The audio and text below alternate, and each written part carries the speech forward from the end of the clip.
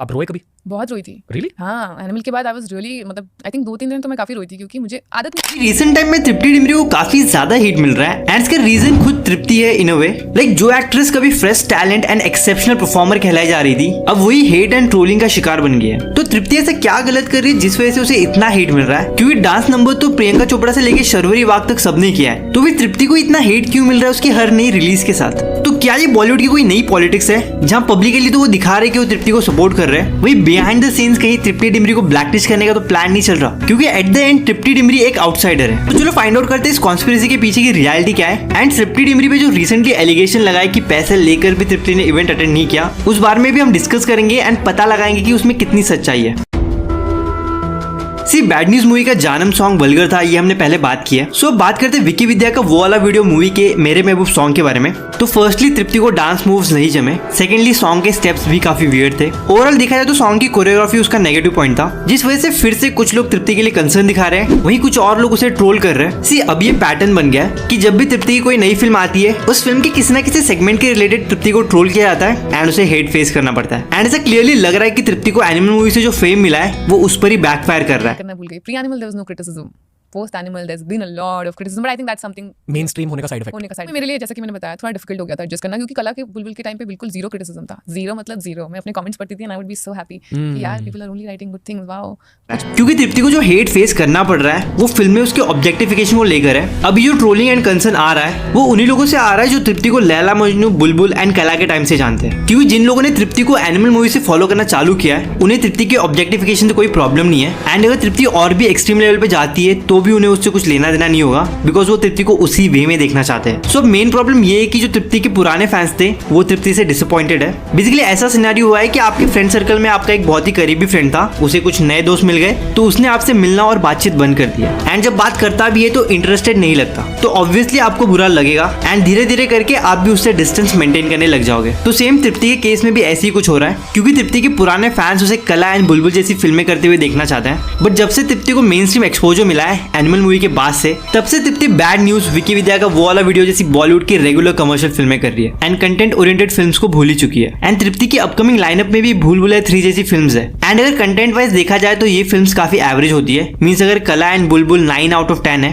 तो bad news जैसी film 2 या 3 आउट ऑफ 10 है। एंड अभी मेजरली जो तृप्ति की ट्रोलिंग हो रही है वो इन फिल्मों के सॉन्ग्स में जिस वे में तृप्ति को प्रेजेंट किया जा रहा है उसको लेकर है। बेसिकली तृप्ति को जो ऑब्जेक्टिफाई किया जा रहा है एज एन आई कैंडी, उससे उनके फैंस को प्रॉब्लम है। एंड इस टाइप के ऑब्जेक्टिफिकेशन के लिए तृप्ति खुद रिस्पॉन्सिबल है, बिकॉज वो एग्री कर रही है एंड उसे उसका पेचेक भी मिल रहा है। And as of now there is nothing special about Tripti. वो रेगुलर बॉलीवुड एक्ट्रेस बन गई है, just like Jacqueline, Disha and all. But वही तृप्ति के ओल्ड फैंस यही चाहते हैं कि तृप्ति इस टाइप की फिल्में ना करे। तो फैंस के पर्सपेक्टिव से हम प्रॉब्लम समझ चुके हैं, तो अब इस पूरे सिनेरियो को तृप्ति के साइड से देखते हैं। तो आप लोगों को क्या लगता है एनिमल मूवी के बाद तृप्ति को किस टाइप के मूवीज आए होंगे या फिर आ सकते हैं, लाइक हिट स्टोरी 5 एंड जिस्म 3 काइंड ऑफ? क्योंकि एनिमल मूवी में जिस चीज के लिए तृप्ति को सेलिब्रेट किया गया था वो सेगमेंट इसी टाइप की फिल्म्स में आता है। तो ऑब्वियसली एनिमल मूवी के बाद किसी ने तृप्ति को गंगूबाई काठियावाड़ी या फिर जिगरा जैसी मूवी तो ऑफर नहीं की होंगी। एंड ये एक्सपेक्ट करना भी गलत होगा कि उसे गंगूबाई काठियावाड़ी एंड जिगरा जैसी फिल्में ऑफर होगी। एंड हमको ये भी समझना होगा कि as of now there is very little that Tripti can do about this. Like आप ही बताओ, hit story 5 and bad news movie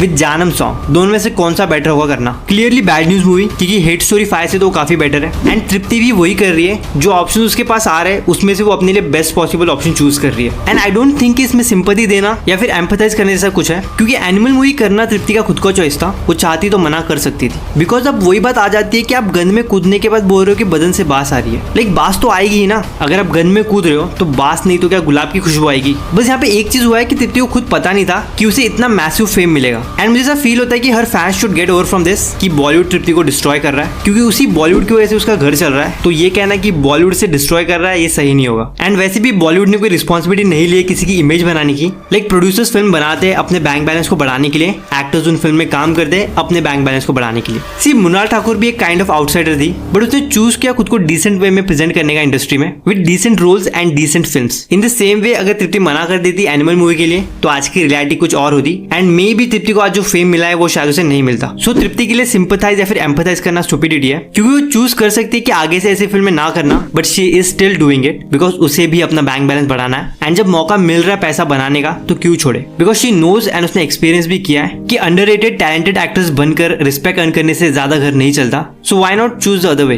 and जहां तक बात रही बॉलीवुड पॉलिटिक्स की, तो फिल्म मेकर्स उसे तब तक ऑब्जेक्टिफाई करते रहेंगे जब तक उसकी फिल्में चल रही है। एंड वैसे भी तृप्ति को अभी नया फेम मिला है, जिस वजह से उसे बहुत सारी फिल्में ऑफर हो रही है। एंड इंडस्ट्री में रिलेवेंट रहने के लिए आपको बैक टू बैक काम करते रहना पड़ता है, क्योंकि अगर ऑडियंस आपको भूल चुकी है तो फिल्म मेकर्स भी आपको भूल जाते हैं। सो एज ऑफ नाउ तृप्ति वही कर रही है जो उसे अपने करियर पॉइंट ऑफ व्यू से सही लग रहा है। एंड अभी के स्टेज में अगर वो मना कर देती है बड़े प्रोडक्शन हाउस की फिल्म्स के लिए, तो आगे उसे फिल्म्स के ऑफर मिलने के चांसेस बहुत कम हो जाते हैं, until and unless you are a star kid या फिर आपके पास मैसिव फैन फॉलोइंग है। एंड तृप्ति ट्राई कर रही है कि ज्यादा से ज्यादा कमर्शियल वर्क करके खुद को as a mainstream commercial actress present करे, क्योंकि जितना ज्यादा आप कमर्शियली प्रॉफिटेबल होते हो उतना ज्यादा आपको वर्क मिलता है। एंड एक्टर्स भी इन अ वे फ्रीलांसर्स ही होते हैं, सो जितना ज्यादा काम करते हैं उतना ज्यादा प्रॉफिट होता है। So I think now we should get over from this कि तृप्ति ये क्यों कर रही है, वो क्यों कर रही है, बिकॉज वो वही कर रही है जिस टाइप के उसके पास ऑफर्स आ रहे हैं। एंड इतना समझ लो कि अभी वो कला एंड बुलबुल वाली ऑडियंस को केटर नहीं कर रही।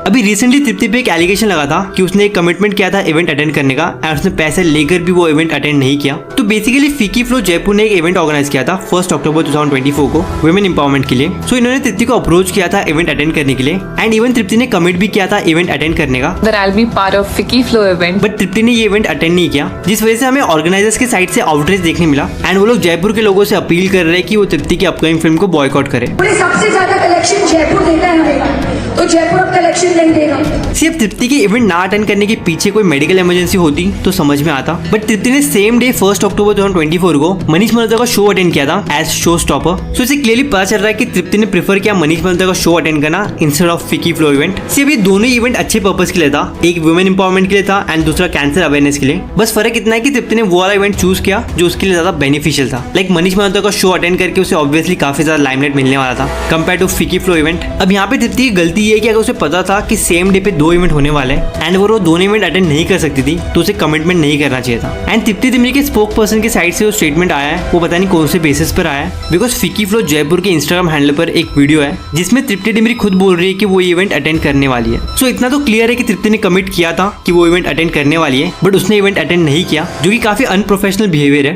लाइक बेटर होता अगर तृप्ति पहले ही फिकी फ्लो जयपुर को इन्फॉर्म कर देती कि वो इवेंट नहीं अटेंड कर पाएगी। And I don't know why, but मुझे ऐसा लग रहा है कि तृप्ति दिमरी डे बाय डे अपनी रिस्पेक्ट लूज करते जा रही है। बाकी that's all for day. And आप लोगों का क्या ओपिनियन है तृप्ति दिमरी को लेकर? क्या वो सही पाथ पर है जिस टाइप की फिल्में वो चूज कर रही है, या फिर बहुत ही जल्द वो अपना डाउनफॉल फेस करने वाली है जिस टाइप का हेट और क्रिटिसिज्म उसे मिल रहा है उस वजह से? एंड अगर आपको भी क्लैरिटी चाहिए ऐश्वर्या और अभिषेक के डिवोर्स के रूमर्स को लेकर, तो फर्स्ट वाली वीडियो पे क्लिक करना। अदरवाइज मैं आपसे फिर मिलता हूँ अगली वीडियो के साथ।